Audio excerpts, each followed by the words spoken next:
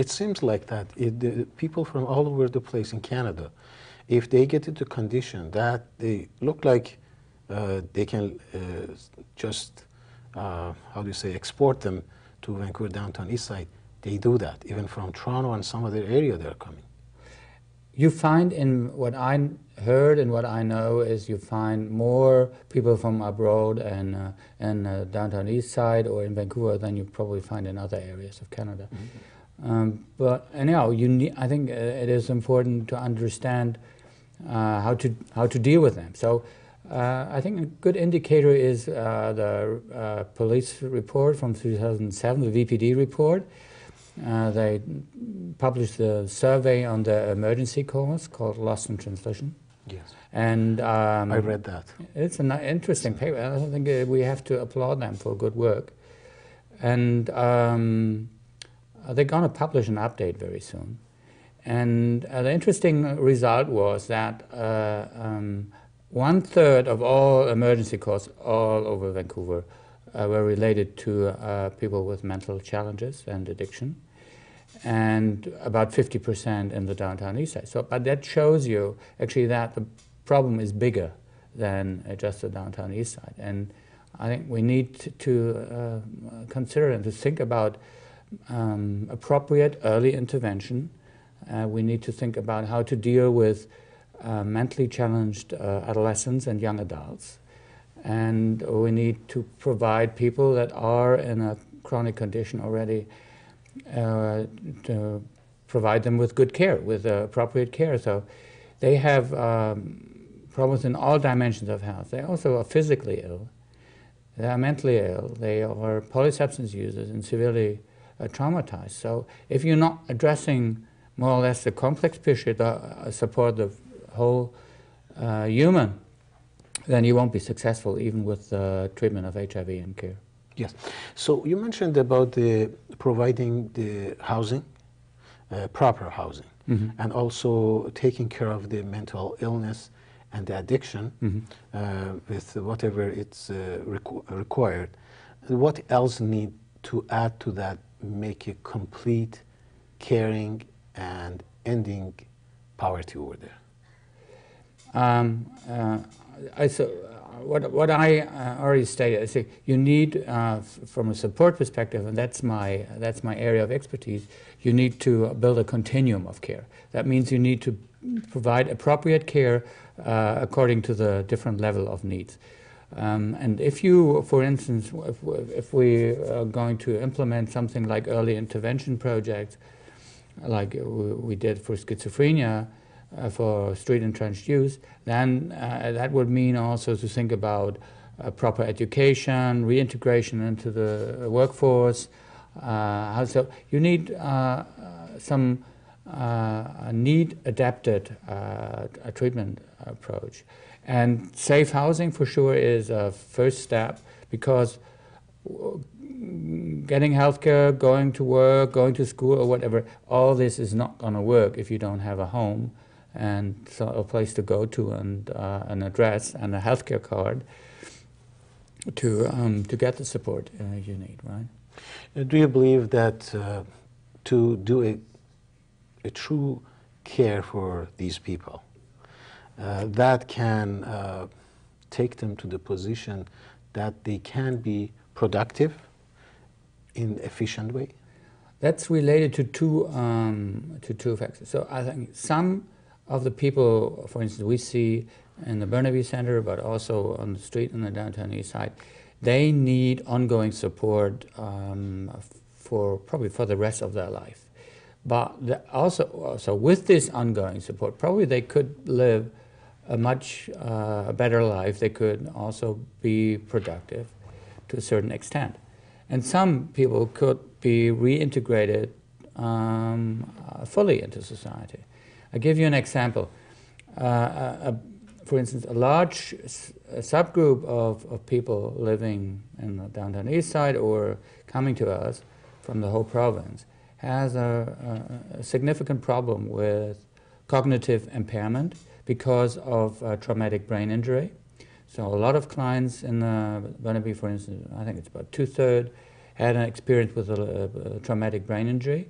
That means not that they are totally brain damaged. That means that they have a shorter attention span, that they have memory problems, and they're not as quick probably as others. So you need to acknowledge that and provide them with support for that. And others are very often not even able to take care of themselves in a very basic sense. So like very often people with fetal alcohol spectrum disorder or other very early cognitive impairments. So this is just one example. And others also due to their mental conditions are limited in their capacity. I remember when you were at the curriculum dialogue, you mentioned about that we know how to do it. And there is a lot of money it's spending right now for these people. So there is money and there is solution, but we are not doing it. Why we are not doing it? And is there any benefit that someone is getting benefit of having this is happening? Or is it like mental health is becoming an industry and some people are making money out of this? Possible, I don't really know, but actually it's to put it into perspective, it's very important to understand mental health and addiction is the most underfunded area in medicine. So that's absolutely important to understand.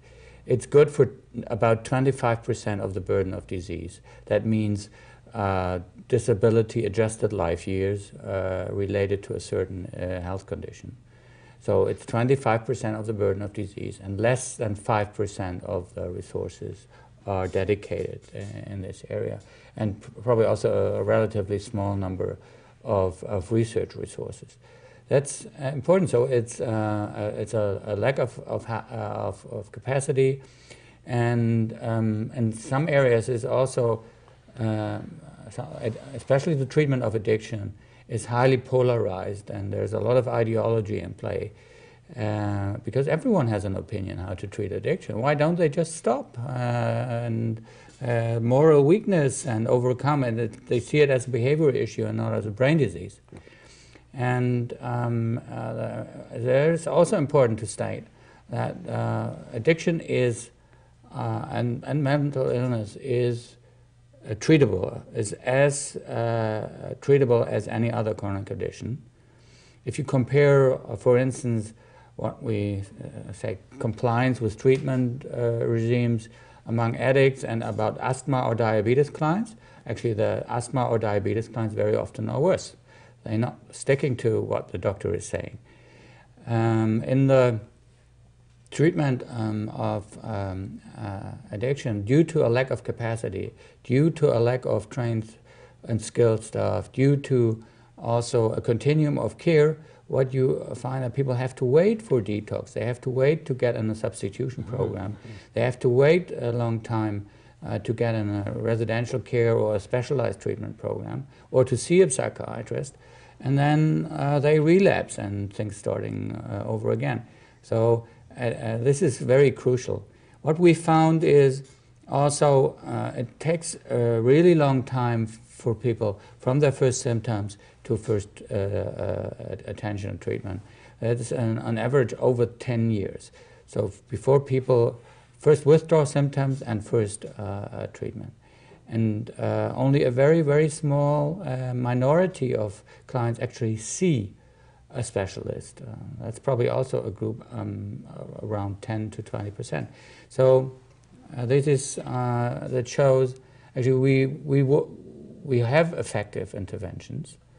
And those addiction, and especially if it's going along with mental challenges, is a chronic condition. So you need to provide ongoing support and need to deal with relapse. Addiction treatment is about dealing with relapse and dealing with crisis. And we're not really prepared in the system to do that and to build this continuum of care, what I've mentioned before. Yes. I see a lot of research has been done. There is a lot of work they are doing. But who has to do with this, to do it right? Is there some, I mean, organizations, they had to get together and make a plan and draft a map to get to the point that that's really effective work? I want to answer with an example from my international experience. So I worked with colleagues in Zurich and other big European cities with a huge open drug scene, and especially in the beginning of the 90s. And the city decided, okay, we need to change paradigms. We need to really do something different, and that was the time they that related to HIV, but also related to their open drug scene. And then they did a few things that were very effective, and that costed money, but shifted things really substantially. So one was available treatment on demand, so like detox on demand, substitution on demand. Then they looked into a closer collaboration between enforcement and healthcare. So that, like with the community court in Vancouver, that you won't have to wait for treatment capacity, that is there, and that the judge and whatever probation officer is actually working with healthcare facility to provide people with support so that they can change their life. And also to develop an overall strategy that was providing a broader range of treatments, effective treatments. And that was the starting point in Switzerland for the heroin-assisted treatment, a diversified substitution program, and other kinds of very innovative treatment programs that were successful. If you look into Zurich now, there is no more open drug scene. If you look into Zurich now, the number of new heroin users dropped significantly, and there is a well-established cooperation. And there is also, in the public, not an agitated discussion around is it good or bad to have a safe injection site. The Swiss approach is very pragmatic, because if you are able to show that you are able to link with a safe injection site people to the healthcare system, that you prevent people with overdose from dying and do HIV prevention, then it's a good thing to do. So like in the European Union, where all this is a standard, an accepted standard. So that shows it is possible if you provide proper and appropriate resources. It is possible if you interlink the addiction and the mental health system and collaborate with the community and the enforcement people to provide significant progress and change. And I'm convinced the same would be possible in Vancouver. To add a good example also from Vancouver, we have an excellent system of cancer care here in British Columbia, probably one of the best in the country. Also from survival rates and mortality and all this. And a backbone of this system is a BC Cancer Agency. You have, for all those GPs and physicians working with difficult cases, you have a backup. If they need help, if they need specialized support, if they need access to research or studies, they know where to turn to. I think the same is needed for mental health and addiction. I appreciate it. Dr. Michael Krausz, I would like to thank you so much for being with us at the After Hours, and especially I like the modeling that you are mentioning, that the other models that internationally that are available for Canada can have a look at it and take initiative to work on it. Let's work on it. I appreciate for your time and being with us. Thank you so much. Thank you. My pleasure. And thank you for watching.